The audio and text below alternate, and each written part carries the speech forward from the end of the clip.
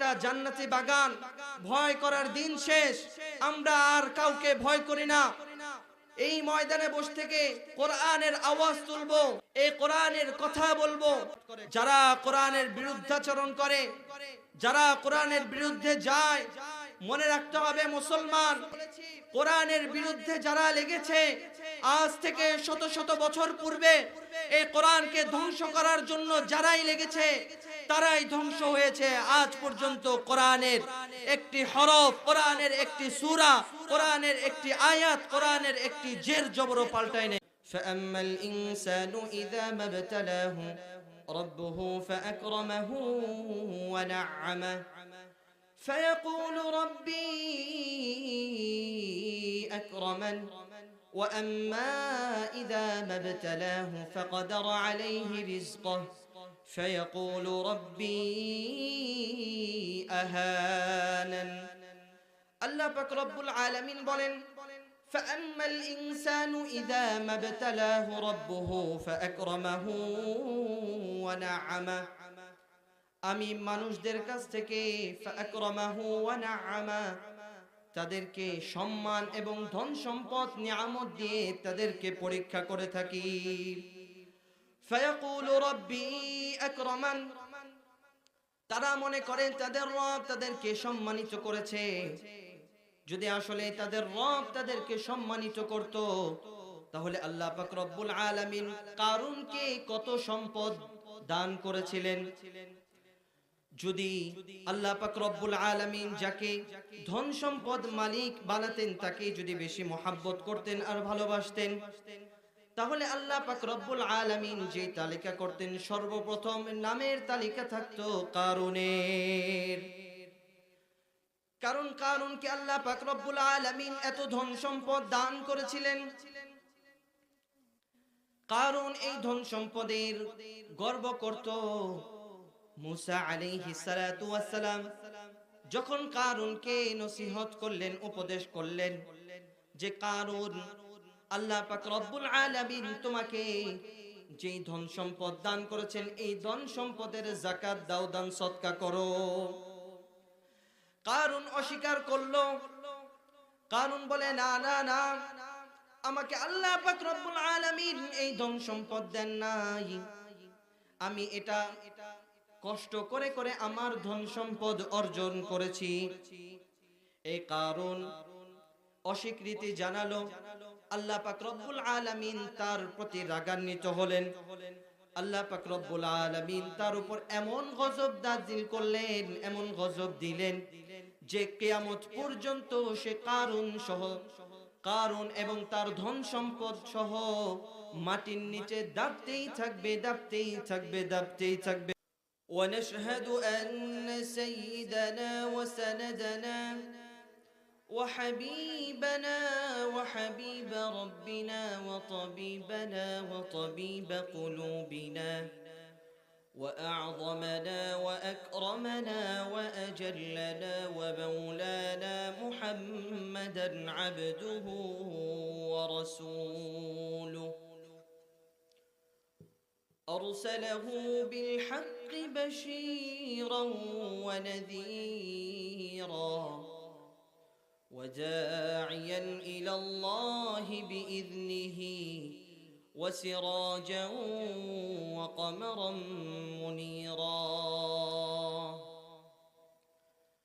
أما بعد، فقد قال الله تبارك وتعالى في كلامه المجيد وفي فرقانه الحميد: أعوذ بالله من الشيطان الرجيم. بسم الله الرحمن الرحيم.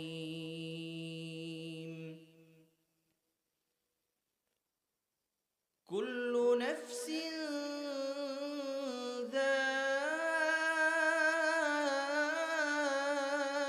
ذائقة الموت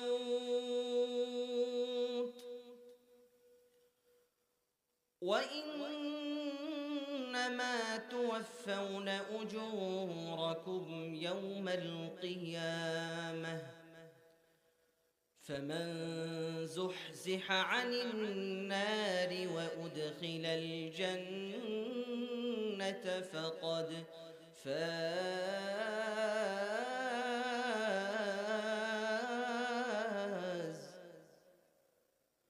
وما الحياة الدنيا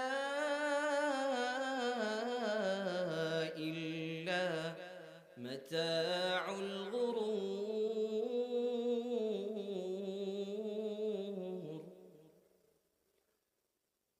وقال تعالى إن الذين قالوا ربنا الله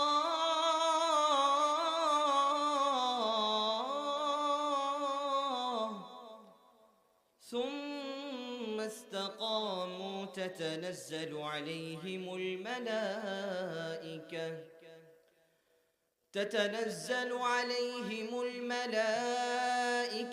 ألا تخافوا ولا تحزنوا وأبشروا بالجنة التي كنتم توعدون.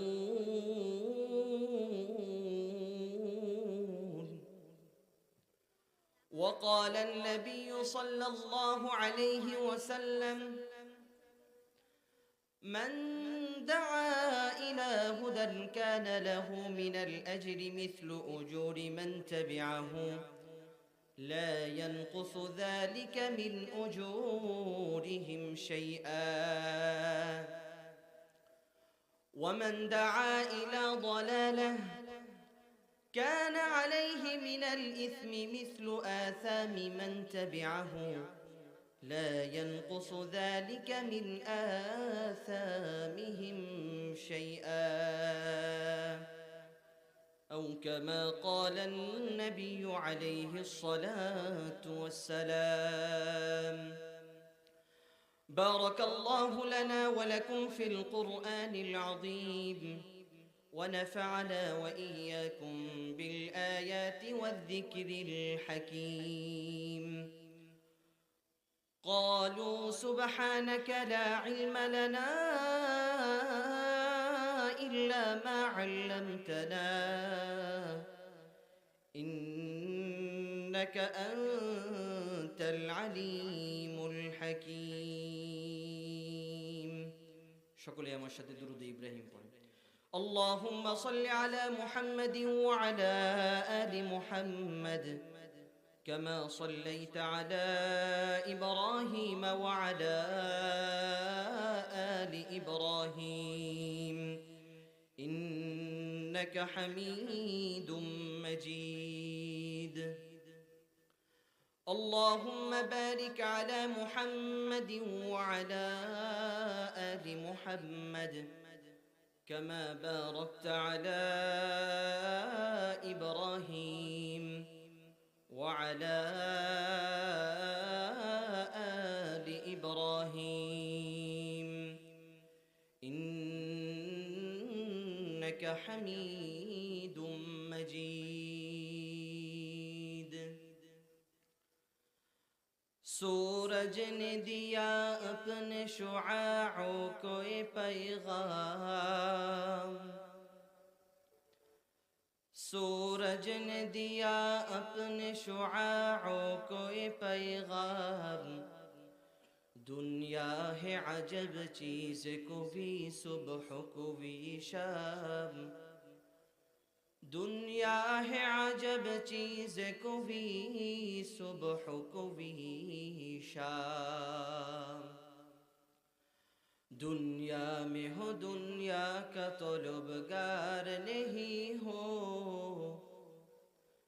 दुनिया में हो दुनिया का तलबगार नहीं हो बाजार से गुजर हो खरीदार नहीं हो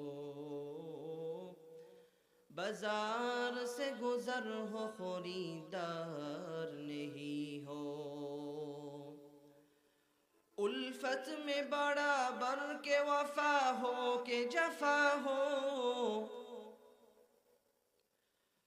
उल्फत में बराबर के वफा हो के जफा हो, हर चीज में लज्जत है अगर दिल में मजा हो, हर चीज में लज्जत है अगर दिल में मजा हो।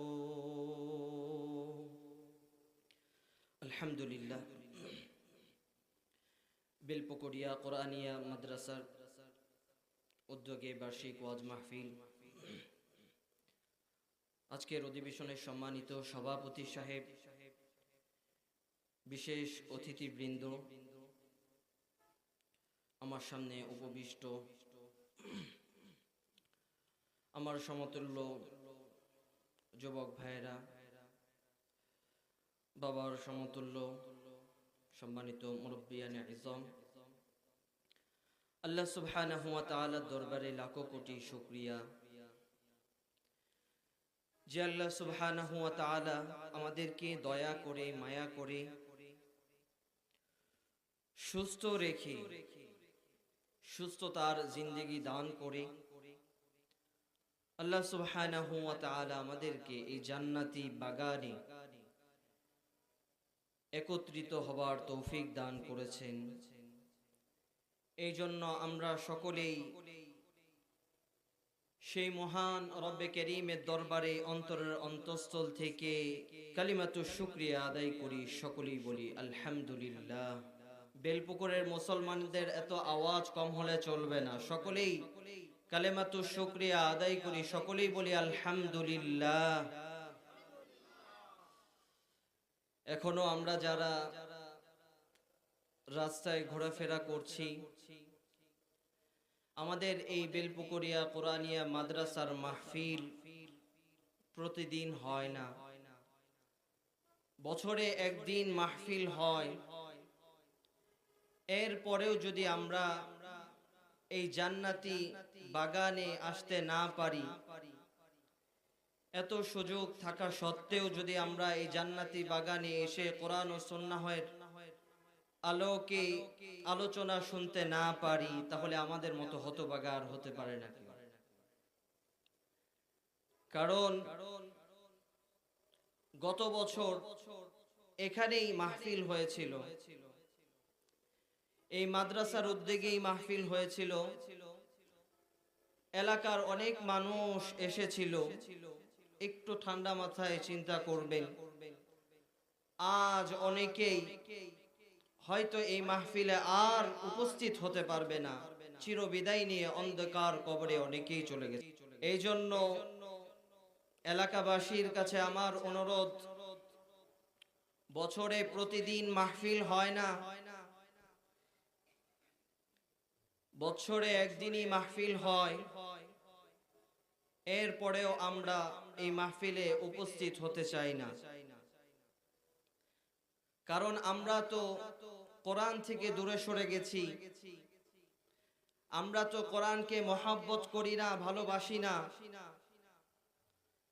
দেখা যায় আমাদের ঘর বাড়িতে আমরা কোরআন শরীফ রাখি, কোরআন রাখি ঠিক, কিন্তু সারা মাসেও একবার কোরআন খোলা হয় না, হয় কিনা এটা আমার জানা নাই।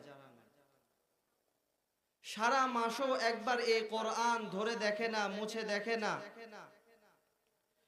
অথচ 5,000, 10,000, 20,000, 40,000, 60,000, 50,000 টাকা দিয়ে খাট বানায়, আলমারি, শোকেজ বানায়, পারলে প্রতিদিনই মুছে, প্রত্যেক সপ্তাহে একবার হলেও মুছে।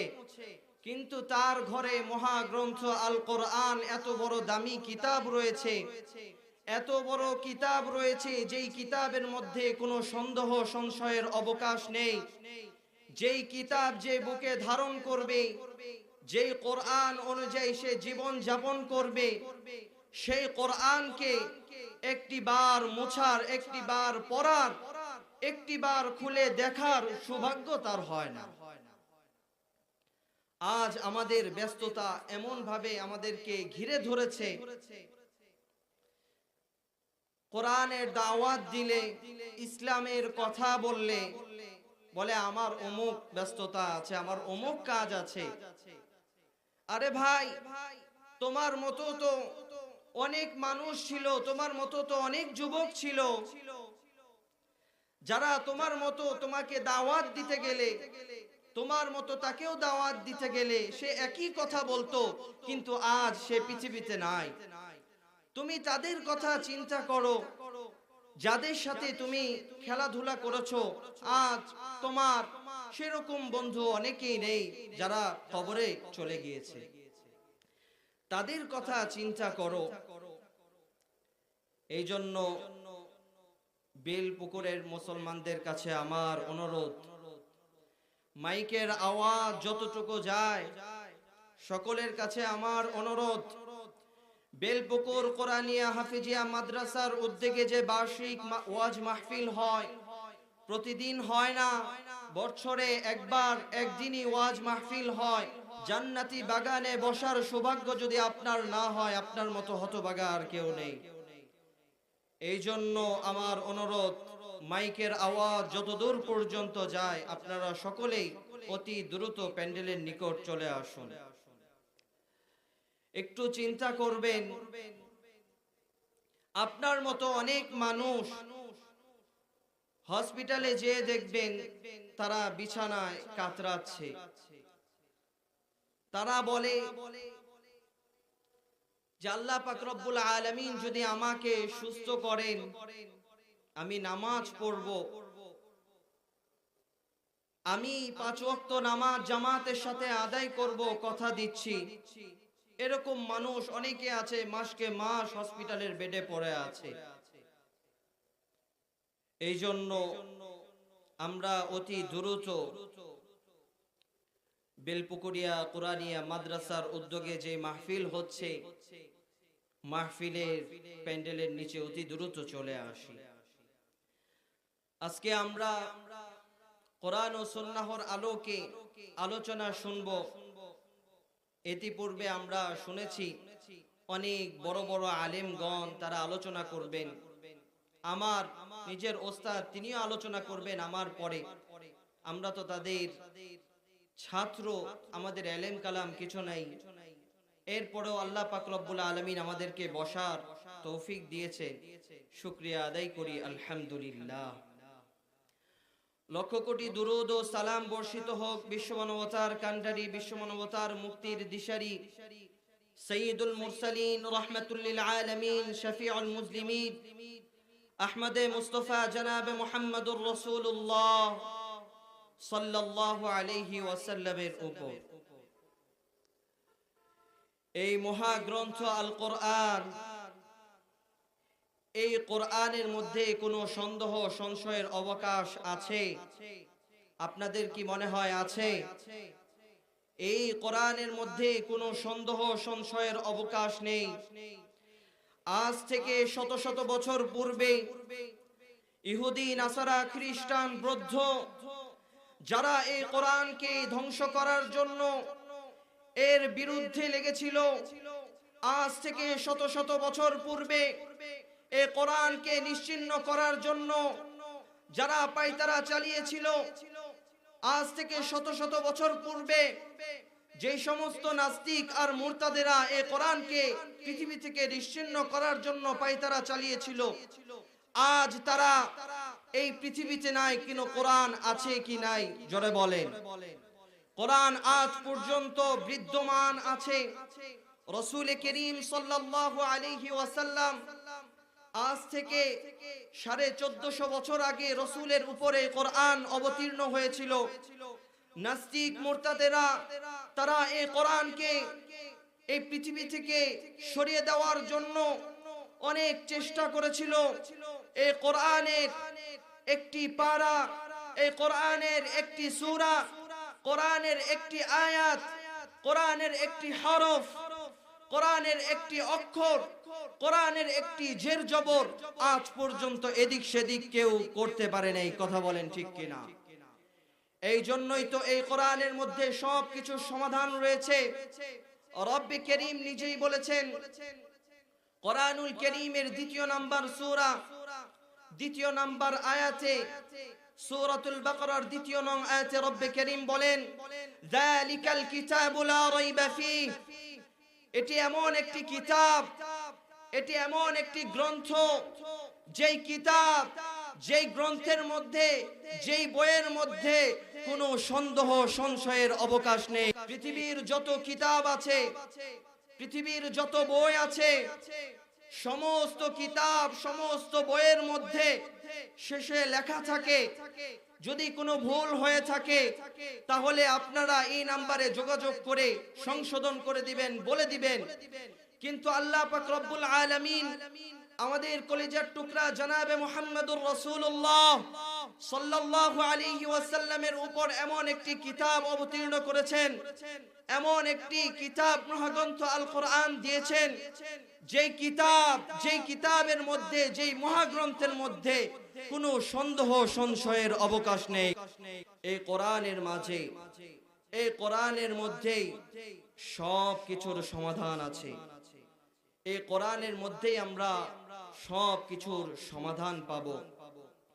এই জন্যই তো আইনুদ্দিন আল আজাদ রহমাতুল্লাহ আলী সুন্দরভাবে তার কথার মাধ্যমে তুলে ধরেন, সমাধান চাও যদি জীবনে মরণে ফিরে যাও, খুঁজে নাও চোখ রাখো কোরআনে। সমাধান চাও যদি জীবনে মরণে ফিরে যাও, খুঁজে নাও চোখ রাখো কোরআনে। সমাধান চাও যদি জীবনে মরণে ফিরে যাও, খুঁজে নাও চোখ রাখো কোরআনে। এত চির অম্লান চির মুক্তির ডাক, এ যে মহাবাণী খোদারি কালামে পাক। এত চির অম্লান চির মুক্তির ডাক, এ যে মহাবাণী খোদারি কালামে পাক। এই দুনিয়ায় আর সে দুনিয়া, এই দুনিয়ায় আর সে দুনিয়া, মুক্তি পাবে তুমি দোজাহানে। সমাধান, সমাধান চাও যদি জীবনে মরণে ফিরে যাও, খুঁজে নাও চোখ রাখো কোরআনে। সমাধান চাও যদি জীবনে মরণে ফিরে যাও, খুঁজে নাও চোখ রাখো কোরআনে। এ বাণী সকলের নয় শুধু মুমিনের, যারাই চলবে মেনে ফল পাবে কোরআনের।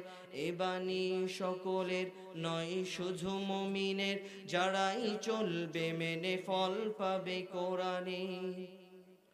ঘরে বলো কিবা রাষ্ট্রে বলো, ঘরে বলো কিবা রাষ্ট্রে বলো, অশান্তি দূর করে শান্তি আনে। সমাধান, সমাধান চাও যদি জীবনে মরণে ফিরে যাও, খুঁজে নাও চোখ রাখো কোরআনে। সমাধান চাও যদি জীবনে মরণে ফিরে যাও, খোঁজে নাও চোখ রাখো কোরআনে। এ বাণী সকলের নয় শুধু মুমিনের, যারাই চলবে মেনে ফল পাবে কোরআনের। এ বাণী সকলের নয় শুধু মুমিনের, যারাই চলবে মেনে ফল পাবে কোরআনের। ঘরে বলো কিবা রাষ্ট্রে বলো, ঘরে বলো কিবা রাষ্ট্রে বলো, অশান্তি দূর করে শান্তি আনে। সমাধান, সমাধান চাও যদি জীবনে মরণে ফিরে যাও, খুঁজে নাও চোখ রাখো কোরআনে। সমাধান চাও যদি জীবনে মরণে ফিরে যাও, খুঁজে নাও চোখ রাখো কোরআনে। এই মহাগ্রন্থ আল কোরআনুল কারীমের মাঝে আল্লাহ পাক রব্বুল আলামিন সব কিছুর সমাধান দিয়েছেন। এই জন্য আমরা এই কোরআনকে অনুসরণ করব, কোরআন অনুযায়ী জীবন যাপন করব, রাসূল করিম সাল্লাল্লাহু আলাইহি ওয়াসাল্লামের সুন্নত তরিকায় জীবন যাপন করব। মুসলমান মনে রাখতে হবে, আমাদের কলিজার টুকরা জনাবে মুহাম্মদুর রাসূলুল্লাহ সাল্লাল্লাহু আলাইহি ওয়াসাল্লামকে আমরা আমাদের কলিজার চেয়েও বেশি ভালোবাসি, আমাদের নিজের জীবনের চাইতে বেশি ভালোবাসি। সাহাবা ইকরাম রাদিয়াল্লাহু তাআলা আনহুম আজমাইন তারা প্রমাণ দিয়ে গিয়েছেন তারা তাদের জীবনের চাইতে রাসূল করিম সাল্লাল্লাহু আলাইহি ওয়াসাল্লামকে বেশি ভালোবাসতেন। তারা তাদের জীবনের চাইতে রাসূলকে বেশি মহব্বত করতেন, ভালোবাসতেন। নিজের ধন সম্পদের চাইতে রাসূল আরবি সাল্লাল্লাহু আলাইহি ওয়াসাল্লামকে বেশি ভালোবাসতেন, মহব্বত করতেন। এই জন্যই রাসূল আরবি সাল্লাল্লাহু আলাইহি ওয়াসাল্লাম হাদিস শরীফের মাঝে বলেন, লা ইউমিনু আহাদুকুম হাত্তা আকুনা আহাব্বা ইলাইহি মিন ওয়ালিদিহি ওয়া ওয়ালাদিহি ওয়ান নাসি আজমাইন মান আহইয়া সুন্নতি ফাকাদ আহাব্বানি। কোন ব্যক্তি যদি আমার একটি সুন্নতের প্রচলন ঘটাতে পারে, ফাকাদ আহাব্বানি, সে যেন আমি রাসূলকেই মহব্বত করলো আর ভালোবাসলো। ওয়ামান আহাব্বানি কানা মাই ফিল জান্নাহ, আর যে ব্যক্তি আমি রাসূলকে ভালোবাসলো সে আমার সাথেই জান্নাতে থাকবে। জান্নাত জাহান্নামের ফয়সালা হওয়ার পরে জান্নাতে রাসূলের সাথে সে ব্যক্তি থাকবে। যে ব্যক্তি রাসূল আরবি সাল্লাল্লাহু আলাইহি ওয়াসাল্লামের একটি সুন্নতের প্রচলন করতে পারবে। যেমন এই বেলপুকুর এই এলাকায় সালামের প্রচলন নেই, তো দেখা গেল একজন ব্যক্তি সে এখানে এসে 100 জন মানুষের সাথে সাক্ষাৎ হয়েছে, তো 100 জন মানুষকে সে সালাম দিয়েছে, সে সালামের প্রচলন ঘটিয়েছে। রাসূলের মহব্বত, রাসূলের সুন্নতের মহব্বত অন্তরে রেখে 100 মানুষকে সালাম দিয়েছে, এভাবে সালামের প্রচলন ঘটিয়েছে। তো হাদিসে রাসূল বলেন, যে ব্যক্তি আমার একটি সুন্নত জিন্দা করলো সে যেন আমি রাসূলকে মহব্বত করলো আর ভালোবাসলো, আর যে আমাকে মহব্বত করলো ভালোবাসলো সে আমার সাথে জান্নাতে থাকবে। সকলে আমরা রাসূলের সাথে জান্নাতে থাকতে চাই না? কথা বলেন, চাই না? আমরা রাসূলকে মহব্বত করি? সকলে বলেন আমরা রাসূলকে মহব্বত করি?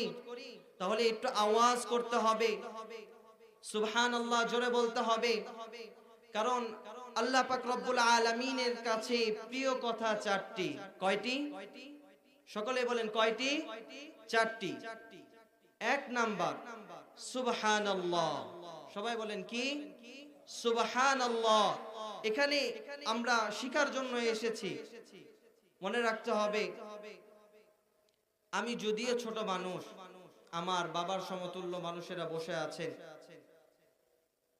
আমি সকলকে সম্মান করি, তাজিম করি, কিন্তু একটা জিনিস মনে রাখবেন যে এই কোরআন আমাদেরকে আল্লাহ পাক রব্বুল আলামিন রাসূলের উপর নাজিল করেছেন। কারণ এই কোরআন জমিন নিতে পারে নাই, পাহাড় নিতে পারে নাই, আসমান নিতে পারে নাই, কিন্তু সর্বকালের সর্বশ্রেষ্ঠ নবী জনাবে মুহাম্মদুর রাসূলুল্লাহ সাল্লাল্লাহু আলাইহি ওয়াসাল্লামের উপর এই কোরআন আল্লাহ পাক রব্বুল আলামিন অবতীর্ণ করেছেন। এই কোরআন রাসূলের উপর অবতীর্ণ হয়েছে, আর আমরা সেই রাসূলের উম্মত। আমরা কত দামি এটা আমরা জানি। আগের মানুষেরা, আগের যুগের মানুষেরা, আগের নবীর উম্মতেরা তারা 1000 বছর কিন্তু বেঁচেছে, কিন্তু আমাদের হায়াত কতটুকু, আমরা কতদিন বাঁচি?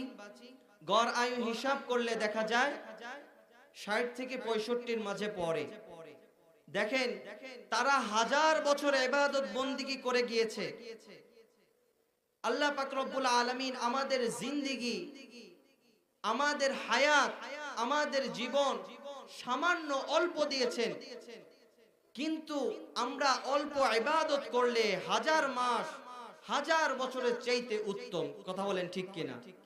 আমরা সবাই জানি শবে কদরের রাত, এই রাতে কেউ যদি ইবাদত বন্দেগী করে, লাইলাতুল কদরি খায়রুম মিন আলফি শাহর, এই রাতটা আল্লাহ পাক রব্বুল আলামিনের কাছে এত দামি, এত দামি, এত দামি, এটা 1000 মাসের চাইতে উত্তম। জোরে বলেন সুবহানাল্লাহ। যা হিসাব করলে দেখা যায় 84 বছর 4 মাস। তাহলে চিন্তা করেন, আগের যুগের মানুষেরা তারা হায়াত পেয়েছে অনেক হাজার বছর, কিন্তু এই উম্মতের জিন্দেগিতে সামান্য একটা রাত ইবাদত বন্দেগী করলে 1000 মাসের চাইতে উত্তম আল্লাহ পাক রব্বুল আলামিন দিয়ে দিয়েছে। এই জন্য আমাদেরকে বুঝতে হবে, জানতে হবে, শিখতে হবে।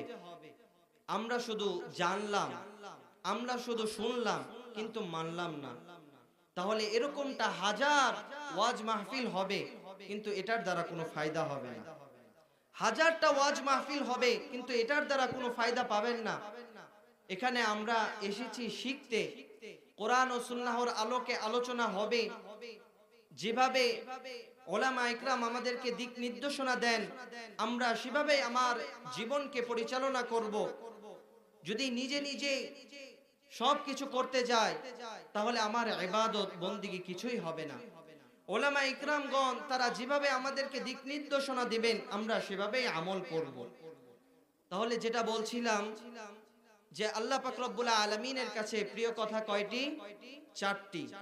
1 নাম্বার সুবহানাল্লাহ। সবাই বলেন 1 নাম্বার কি?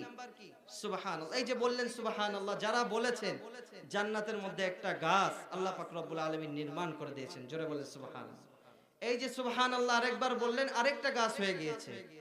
এরপরে আল্লাহ পাক রব্বুল আলামিনের কাছে দ্বিতীয় প্রিয় কথা হচ্ছে আলহামদুলিল্লাহ। সকলেই বলেন কি? আলহামদুলিল্লাহ। তৃতীয় কথা লা ইলাহা ইল্লাল্লাহ। চতুর্থ কথা আল্লাহু আকবার। তাহলে আমরা এখান থেকে একটা জিনিস শিখে যাই যে আল্লাহ তাআলার কাছে প্রিয় কথা কয়টি?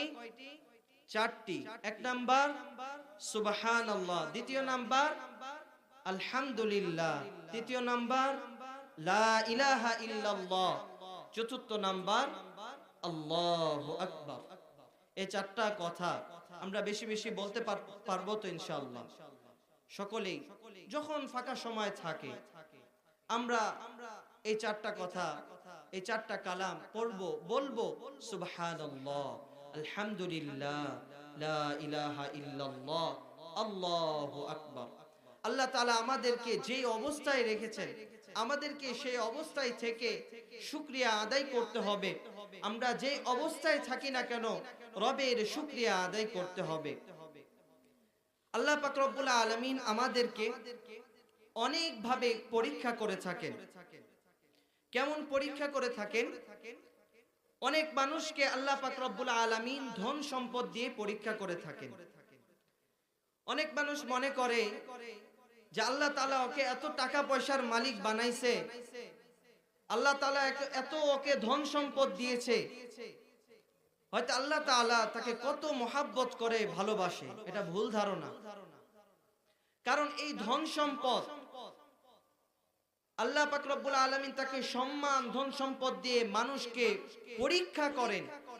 সরাসরি কোরআনুল কারীমের মাঝে আছে। এরপরে বিপদ বালা মুসিবত আমাদের আসে কি আসে না? অনেক বালা মুসিবত আমাদের সামনে আসে, সেটার মুখোমুখি আমরা হই। এরপরে আমরা বলি আল্লাহ তাআলা হয়তো আমাকে মহাব্বত করে না, ভালোবাসে না, এই জন্য এত বালা মুসিবত বিপদে রাখে। দেখেন আল্লাহ তাআলা সূরা ফাজরের মাঝে কি বলেন? ফাআম্মাল ইনসানু ইযা মাবতালাহু রাব্বুহু ফাআকরামাহু ওয়া না'আমা ফায়াকুলু রাব্বি আকরামান ওয়া আম্মা ইযা মাবতালাহু ফাকদারা আলাইহি রিজকাহু ফায়াকুলু রাব্বি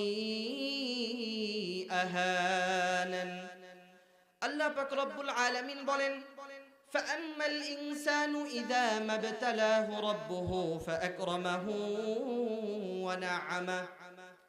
আমি মানুষদের কাছ থেকে ফাআকরামাহু ওয়া না'আমা, তাদেরকে সম্মান এবং ধন সম্পদ নিয়ামত দিয়ে তাদেরকে পরীক্ষা করে থাকি। ফায়াকুলু রাব্বি আকরামান, তারা মনে করেন তাদের রব তাদেরকে সম্মানিত করেছে। যদি আসলে তাদের রব তাদেরকে সম্মানিত করত, তাহলে আল্লাহ পাক রব্বুল আলামিন কারুনকে কত সম্পদ দান করেছিলেন। যদি আল্লাহ পাক রব্বুল আলামিন যাকে ধন সম্পদ মালিক বানাতেন, তাকে যদি বেশি মহাব্বত করতেন আর ভালোবাসতেন, তাহলে আল্লাহ পাক রব্বুল আলামিন যে তালিকা করতেন, সর্বপ্রথম নামের তালিকা থাকতো কারুনের। কারণ কারুনকে আল্লাহ পাক রব্বুল আলামিন এত ধন সম্পদ দান করেছিলেন। কারুন এই ধন সম্পদের গর্ব করত। মুসা আলাইহিস সালাতু ওয়াস সালাম যখন কারুনকে নসিহত করলেন, উপদেশ করলেন যে কারুন, আল্লাহ পাক রব্বুল আলামিন তোমাকে যেই ধন সম্পদ দান করেছেন, এই ধন সম্পদের যাকাত দাও, দান সদকা করো। কারুন অস্বীকার করলো। কারুন বলে, না না না, আমাকে আল্লাহ পাক রব্বুল আলামিন এই ধন সম্পদ দেন নাই, আমি এটা কষ্ট করে করে আমার ধন সম্পদ অর্জন করেছি। এই কারুন অস্বীকৃতি জানালো। আল্লাহ পাক রব্বুল আলামিন তার প্রতি রাগান্বিত হলেন। আল্লাহ পাক রব্বুল আলামিন তার উপর এমন গজব নাযিল করলেন, এমন গজব দিলেন যে কিয়ামত পর্যন্ত সে কারুন এবং তার ধন সম্পদ সহ মাটির নিচে দাবতেই থাকবে, দাবতেই থাকবে, দাবতেই থাকবে। কথা বলেন ঠিক কিনা? যদি ধন সম্পদ আর সম্মান এগুলো পেয়ে মানুষ মনে করে যে আল্লাহ তাআলা আমাকে বেশি ভালোবাসে, মহাব্বত করে, এটা তার ভুল ধারণা। কারণ আল্লাহ পাক রব্বুল আলামিন বলেন, এটা আমি মানুষের কাছ থেকে এই ধন সম্পদ, এই সম্মান দিয়ে তার কাছ থেকে পরীক্ষা নিয়ে থাকি। যদি তাই হতো, তাহলে আল্লাহ পাক রব্বুল আলামিনের কাছে যেই নামের লিস্টটি থাকতো, সর্বপ্রথম নাম থাকতো কারুনের। কারণ এই কারুন নামটা এত ঘৃণিত, এত ঘৃণিত। বাংলাদেশে আপনি 50-60 বছর, আপনার 50-60 বছর, কিন্তু শুনেছেন যে কারো সন্তানের নাম রেখেছে কারুন? এমন কিন্তু শোনেন নাই। এই যে আমার বাবার সমতুল্য বাবাজিরা, শুনেছেন? শুনেন নাই। কারুন এতই ঘৃণিত আল্লাহ তাআলার কাছে। যদি ধন সম্পদ আর সম্মানের কারণে যদি আল্লাহ তাআলার কাছে সে ভালোবাসার পাত্র হতো, তাহলে আল্লাহ তাআলার নামের তালিকায় সর্বপ্রথম নাম থাকতো কারুনের। কথা বলেন, কারুনের নাম থাকতো না? কিন্তু কারুনের নাম নাই। আল্লাহ তাআলা মানুষকে ধন সম্পদ সম্মান দিয়ে মানুষকে পরীক্ষা করে থাকেন। এরপরে আল্লাহ পাক রব্বুল আলামিন বলেন, ওয়া আম্মা ইযা মাবতালাহু ফাকদারা আলাইহি রিজকাহু ফায়াকুলু রাব্বি আহানান।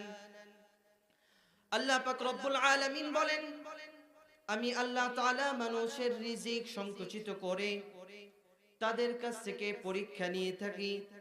আল্লাহ পাক রব্বুল আলামিন বলেন, ফায়াকুলু রাব্বি আহানান। তারা মনে করে যে আমার রব আমাকে অসম্মানিত করেছে। এটা মনে করবে? এটা কিন্তু তারা মনে করে। এটা মনে করলে চলবে? চলবে না।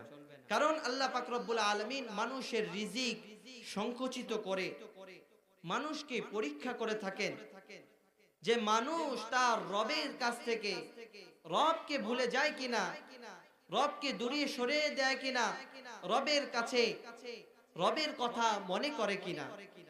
এই জন্য আমাদের উচিত, আল্লাহ পাক রব্বুল আলামিন আমাদের যাদেরকে ধন সম্পদের মালিক বানিয়েছেন, টাকা পয়সার মালিক বানিয়েছেন, এই জন্য আমরা রবের শুকরিয়া আদায় করব, যাকাত দিব।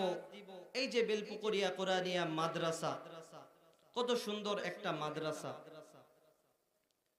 দেখেন এই মাদ্রাসাগুলিতে কি হয়, আমাদের অনেক নাস্তিক আর মুরতাদরা তারা বলে আমাদেরকে এই মাদ্রাসায় নাকি জঙ্গি তৈরি হয়। আপনারা বলেন এই মাদ্রাসায় জঙ্গি তৈরি হয়? জঙ্গি তৈরি হয় না। দেখবেন সারা পৃথিবীর মানুষ যখন ঘুমিয়ে আছে, এই ছোট ছোট হাফেজে কোরআনেরা এই শীতের রাতে ভোরবেলায় উঠে তারা রবের কোরআন, মহাগ্রন্থ আল কোরআন তারা পাঠ করছে, তেলাওয়াত করছে। আর নাস্তিক মুরতাদেরা তারা বলে যে এই মাদ্রাসাগুলিতে জঙ্গি তৈরি হয়। যদি আপনাদের বিশ্বাস না হয়, এই যে বেলপুকুরিয়া কোরআনিয়া হাফিজিয়া মাদ্রাসা জানুয়ারি মাস থেকে হেস বিভাগ চালু হবে, মক্তব বিভাগ চালু হবে। আমার কথা যদি বিশ্বাস না হয়, বাংলাদেশের এই প্রান্ত থেকে ওই প্রান্ত পর্যন্ত প্রত্যেকটা মাদ্রাসায় আপনারা খোঁজ নিয়ে দেখবেন, রাত্রের বেলায় তারা এই জঙ্গলি তৈরি করে না। রাত্রের বেলায় তারা এই জঙ্গলি তৈরি করে না। তারা ছোট ছোট বাচ্চাদেরকে, যারা আপনাদের কলিজার টুকরা সন্তানদেরকে মাদ্রাসায় ভর্তি করিয়ে থাকেন, তারা ভালোভাবে জানবেন আমাদের সন্তানদেরকে জঙ্গি বানানো হয় না। তারা আপনারা জেনে থাকবেন সন্তানদেরকে জঙ্গি বানানো হয় না। যদি বিশ্বাস না হয়, বাংলাদেশের এই প্রান্ত থেকে ওই প্রান্ত পর্যন্ত প্রত্যেকটা মাদ্রাসায় আপনারা খোঁজ নিয়ে দেখবেন, রাত্রে বেলায়, ভোর বেলায়, ফজরের আজানের 1 ঘন্টা আগে তারা ঘুম থেকে উঠে মহাগ্রন্থ আল কোরআনুল কারীম তেলাওয়াত করে। যারা কোরআনের বিরুদ্ধাচরণ করে, যারা কোরআনের বিরুদ্ধে যায়, মনে রাখতে হবে মুসলমান, কিছুক্ষণ পূর্বে আমি বলেছি কোরআনের বিরুদ্ধে যারা লেগেছে, আজ থেকে শত শত বছর পূর্বে এই কোরআনকে ধ্বংস করার জন্য যারাই লেগেছে তারাই ধ্বংস হয়েছে। আজ পর্যন্ত কোরআনের একটি হরফ, কোরআনের একটি সূরা, কোরআনের একটি আয়াত, কোরআনের একটি জের জবর পাল্টায় নেই। কথা বলেন ঠিক কিনা? বেলপুকুরের মুসলমান, জোরে কথা বলতে হবে, ঠিক কিনা? আপনাদের সাহস বেশি আমরা জানি। যখন আলোচনা করবে বক্তারা, তখন বক্তাদের সাথে আপনাদের কানেক্ট থাকতে হবে। যখন জোরে বলতে বলবে সুবহানাল্লাহ বলতে হবে, কারণ এটা জান্নাতি বাগান। ভয় করার দিন শেষ, আমরা আর কাউকে ভয় করি না। এই ময়দানে বসে থেকে কোরআনের আওয়াজ তুলবো, এই কোরআনের কথা বলবো। মানুষ কোরআন অনুযায়ী জীবন যাপন করবে, রাসূল আরবি সাল্লাল্লাহু আলাইহি ওয়াসাল্লামের সুন্নত তরিকায় জীবন যাপন করবে, আল্লাহ পাক রব্বুল আলামিনের হুকুম আহকাম মেনে তারা জান্নাতে যাবে। কথা বলেন ঠিক কিনা? এই জন্য আমরা সদা সর্বদা আমাদের সন্তান, আমাদের যাদের সন্তান আছে, একজন সন্তানকে হলেও আমরা কোরআনে হাফেজ বানাবো। সকলেই নিয়ত করি, সকলেই নিয়ত করি, আমরা একজন হলেও আমার সন্তানকে কোরআনে হাফেজ বানাবো। আমাদের অনেকের ধারণা, আমাদের সন্তানকে যদি আমরা মাদ্রাসায় পড়াই তারা কি করে খাবে। আরে ভাই, খোঁজ নিয়ে দেখেন আপনার সন্তানকে, যারা তাদের সন্তানকে কোরআনে হাফেজ বানিয়েছে, মাদ্রাসায় পড়েছে, আজ পর্যন্ত তারা কখনোই না খেয়ে নাই। না খেয়ে আছে কোথাও? কোথাও কিন্তু না খেয়ে নাই। কিন্তু আপনি দেখেন স্কুল, কলেজ, ভার্সিটি, তারা মাস্টার্স পাশ করার পরেও চাকরি খুঁজে পায় না। কোথায় যাবে, কি করবে, টেনশনে পড়ে যায়। কিন্তু আজ পর্যন্ত যারা তাদের সন্তানকে কোরআনে হাফেজ বানিয়েছে, তারা তো ইহলে পরকালে তো সফলতা লাভ করবে, ইহকালেও আল্লাহ পাক রব্বুল আলামিন তাদেরকে সম্মানিত করেছে। আপনাদের সন্তান যখন কোরআনে হাফেজ হবে, একটাবার ঠান্ডা মাথায় চিন্তা করেন। আমি হয়তো এখানে বয়ান করছি, আপনারা হয়তো শুনছেন, খুব ঠান্ডা মাথা দিয়ে চিন্তা করবেন রাতের বেলায়। হ্যাঁ, আজকে বয়ানটা শুনে আসছিলাম, ছোট হুজুর একটা কথা বলেছে যে আমার 5টা সন্তান। কয়টা সন্তান? 5টা, 4টা, 3টা, যে কয়টা সন্তান আপনার হোক, আপনি 5টা সন্তান আপনার যদি হয়, তাহলে আপনার একটা সন্তানকে ডাক্তার বানান, কোনো সমস্যা নাই। আরেকটা সন্তানকে ইঞ্জিনিয়ার বানান, কোনো সমস্যা নাই। আপনার আরেকটা সন্তানকে বড় প্রফেসর বানান, কোনো সমস্যা নাই। আপনার প্রত্যেকটা সন্তানকে জেনারেল শিক্ষিত বানান, কোনো সমস্যা নাই। কিন্তু আপনাদের কাছে একটা অনুরোধ যে আপনাদের একটা সন্তানকে হলেও এই বেলপুকুরিয়া কোরআনিয়া মাদ্রাসায় দিয়ে যাবেন। সবাই নিয়ত করেন, নিয়ত করেন ভাই, ইহকালেও সফলতা লাভ করবেন, পরকালেও সফলতা লাভ করবেন। কেমন সফল হবেন জানেন ভাই? এই যে আমি কথা বলছি আপনারা শুনছেন, বাসায় যেতে পারবো কিনা এর কোনো গ্যারান্টি আছে? বলেন, কোনো গ্যারান্টি আছে? আপনার সাথে কত বন্ধু রোড অ্যাক্সিডেন্টে মারা যায় নাই? পেপার পত্রিকায় দেখেন নাই? আপনার সাথে কত বন্ধু, আপনার সাথে কত ভাই, তারা হঠাৎ মারা যায় নাই? মারা গিয়েছে। মালাকুল মাউত কখন আমার কাছে চলে আসবে আমাদের কারো জানা আছে? বলেন, জানা নেই। কিন্তু মনে রাখবেন, আপনার সন্তানকে মাদ্রাসায় ভর্তি করাবেন, কখনো আপনি অলাভবান হবেন না। সব সময় মনে রাখবেন আপনি লাভবান হবেন, ইহকাল ও পরকালে আপনি লাভবান হবেন। আপনি যখন ইন্তেকাল করবেন তখন বুঝবেন যে সে ওয়াজের মাহফিলে জান্নাতি বাগানে বসে থেকে ছোট হুজুরের একটা কথা শুনেছিলাম, যে হুজুর বলেছিল আমার একটা সন্তান, আপনি আপনার একটা সন্তানকে মাদ্রাসায় দেন, কখনো আপনার সন্তান অসন্তান হবে না, সৎ সন্তান হবে। আপনি মারা যাওয়ার পরে যখন আপনি কবরে চলে যাবেন, অনেক লম্বা আলোচনা হুজুর আলোচনা করবেন। আপনি যখন মারা যাবেন, কবরে চলে যাবেন, কবরে যাওয়ার পরে আপনার সব কিছু বন্ধ হয়ে যাবে। রাসূল আরবী সাল্লাল্লাহু আলাইহি ওয়াসাল্লাম বলেছেন, মানুষ যখন মৃত্যুবরণ করে, মৃত্যুবরণ করার পরে তার সাথে তিনটা জিনিস যায়। কয়টা জিনিস? মানুষ যখন মৃত্যুবরণ করে, দাফন কাফন, তার জানাজার ব্যবস্থার পরে সেই লাশের সাথে কবরে কয়টা জিনিস যায়? তিনটা জিনিস। বলেন কয়টা জিনিস? তিনটা জিনিস। তার সাথে তার পরিবার যায়। এক নাম্বার, তার সাথে তার পরিবার যায়। দ্বিতীয় নাম্বার, তার সাথে তার সম্পদ যায়। তৃতীয় নাম্বার, তার সাথে তার আমল যায়। রাসূল কি বলেন? বলেন, মানুষ যখন মৃত্যুবরণ করে তার সাথে কয়টা জিনিস যায়? তিনটা।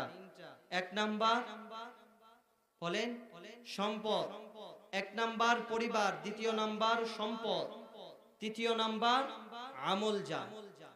ঠিক যখন সে মৃত ব্যক্তিকে কবরস্থ করা হয়, সে কবর দেওয়ার পরে যখন মানুষ ফিরে আসে, তখন দুইটা জিনিস নিয়ে আসে, একটা জিনিস রেখে আসে। বলতে পারেন সেটা কি? বলেন তো। মাশাআল্লাহ, মাশাআল্লাহ, বেলপুকুরের মুসলমানরা বলতে পারছে। বলেন কয়টা জিনিস রেখে আসে কবরে? একটা জিনিস রেখে আসে, সেটা হচ্ছে আমল।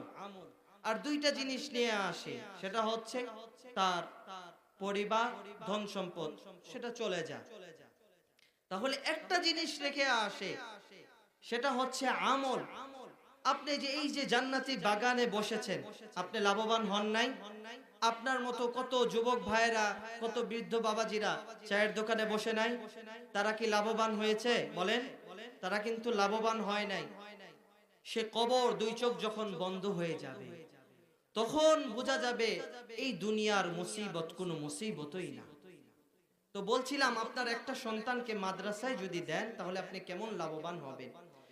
যখন মৃত্যুবরণ করবেন, আপনার পাঁচটা সন্তান, পাঁচটা সন্তানের মধ্যে চারটাকে আপনি জেনারেল শিক্ষিত করেছেন, আর একটা আপনার সন্তান তাকে মাদ্রাসায় দিয়েছেন। আপনার যখন জানাজা হবে, তখন এই জানাজার নামাজটা কোন সন্তান পড়াবে? শেষ বিদায়টা কোন সন্তান দিবে? বলেন, যে মাদ্রাসায় পড়েছে। কারণ যে ডাক্তার, যে ইঞ্জিনিয়ার, যে প্রফেসর, সে চাবে না যে আমি তো আলহামদুলিল্লাহ সূরা সহি শুদ্ধভাবে পড়তে পারি না, আমি তো সূরা ফাতিহাটাই পড়তে পারি না, আমি কি জানাজা পড়াবো? বলবে কিনা যে ছোট ভাই তুমিই পড়াও, তুমিই জানাজার নামাজ পড়াও, বলবে কিনা? তখন চিন্তা করবেন যে আমি আমার চারটা সন্তানকে জেনারেল শিক্ষিত করলাম, কিন্তু কবরে যখন যাবেন তখন বুঝবেন যদি আমার 5টা সন্তানকে আমি মাদ্রাসায় পড়াতাম, আজ আমি জান্নাতের মধ্যে কত শান্তিতে থাকতে পারতাম। জোরে জোরে বলেন সুবহান। কত শান্তিতে থাকতে পারতাম। সে আফসোস করবে, সে আফসোস করে আর কোনো লাভ হবে না।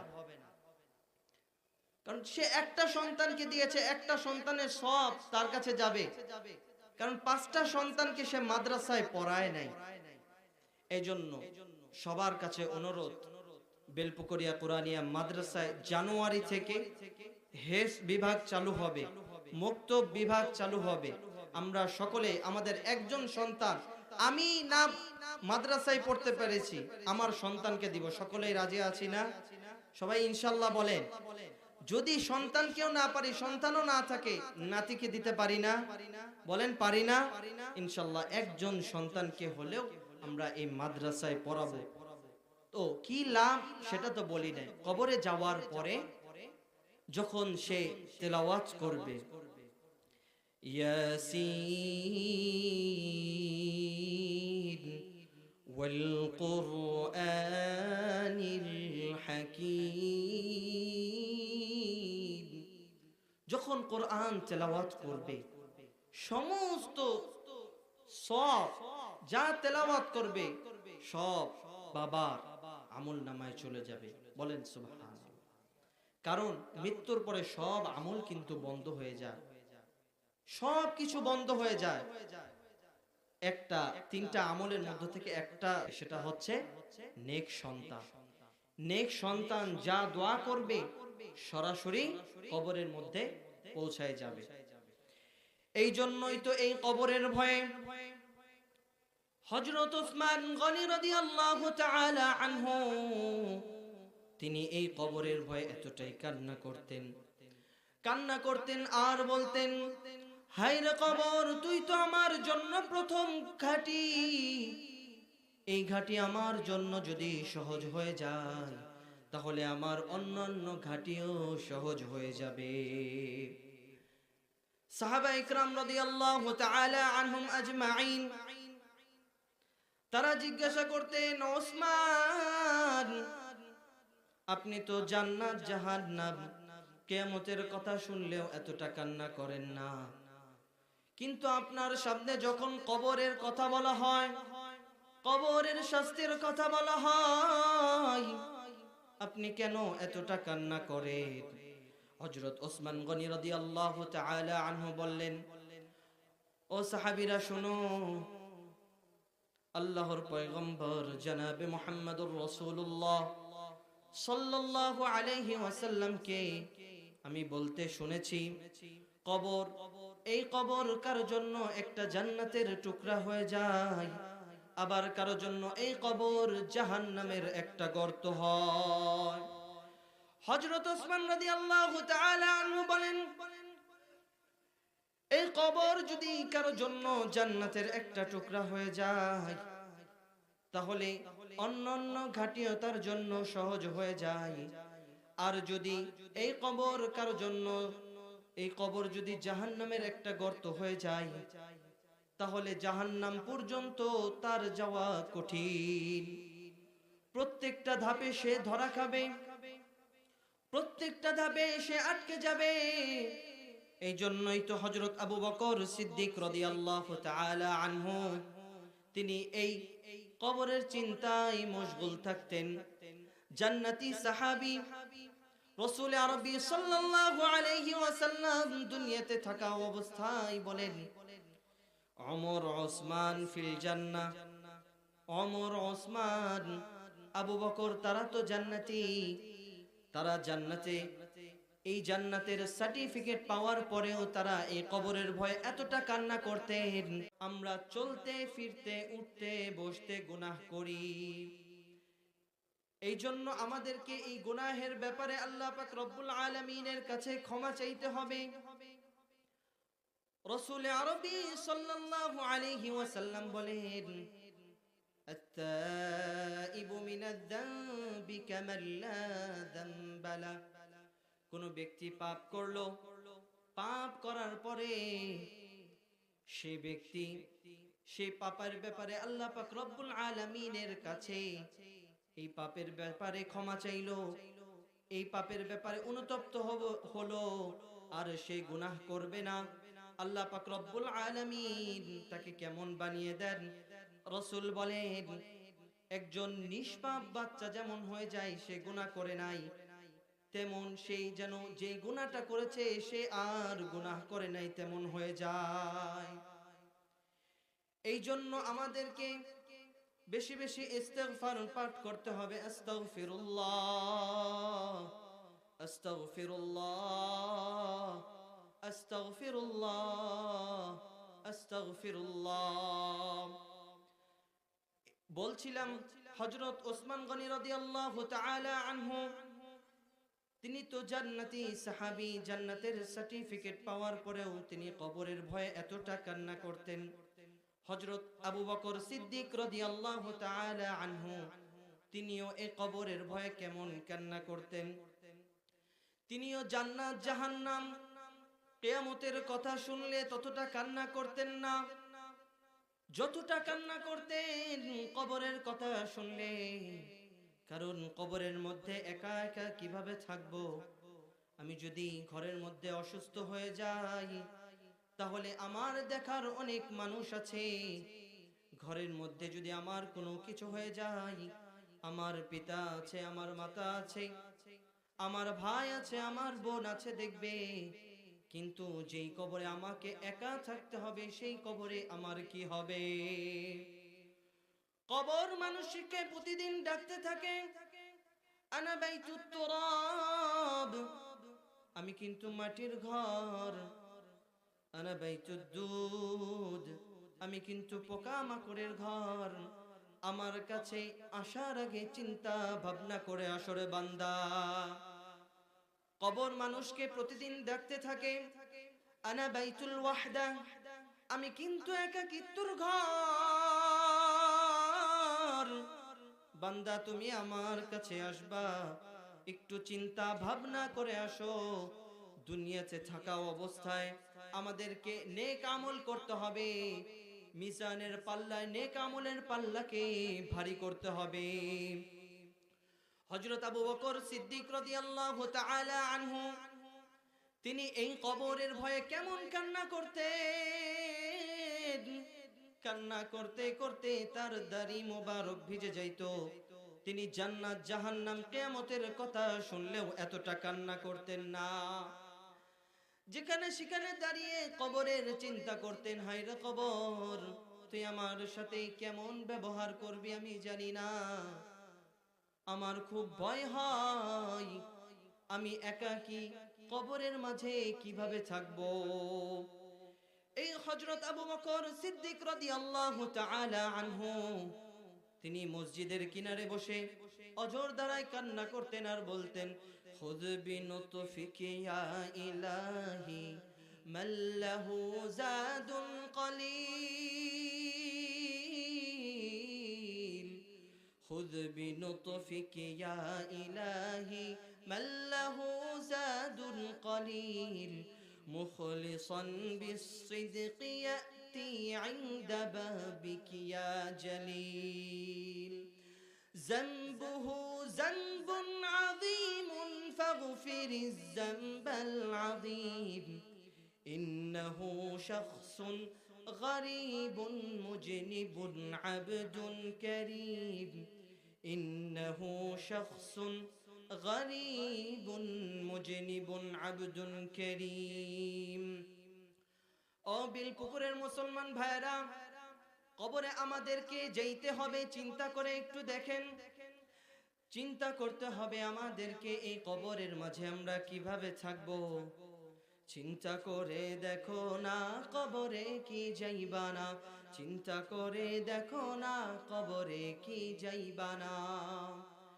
যেই কবরে আল্লাহ ছাড়া বন্ধু কেহ থাকবে না, যেই কবরে আল্লাহ ছাড়া বন্ধু কেহ থাকবে না, চিন্তা করে দেখো না কবরে কি যাইবা না, চিন্তা করে দেখো না কবরে কি যাইবা না। যেই কবরে আল্লাহ ছাড়া বন্ধু কেহ থাকবে না, যেই কবরে আল্লাহ ছাড়া বন্ধু কেহ থাকবে না, চিন্তা করে দেখো না কবরে কি যাইবা না। আমাদের সম্মানিত মুহতারাম সদ্দীয় ওস্তাদ তিনি চলে এসেছেন, তার জবান থেকে আমরা আলোচনা শুনব। আল্লাহ পাক রব্বুল আলামিন আমরা যা কিছু শুনলাম আমল করার তৌফিক দান করুন। হযরত ইস্তিদে আসার পরে বসে থাকাটাও বেয়াদবি। যা কিছু আলোচনা করলাম আল্লাহ পাক রব্বুল আলামিন আমাদের সকলকে আমল করার তৌফিক দান করুন। সকলেই বলি আমিন। ওয়া আখিরু দাওয়ানা আলহামদুলিল্লাহি রাব্বিল আলামিন। আসসালামু আলাইকুম ওয়া রাহমাতুল্লাহি ওয়া বারাকাতুহু।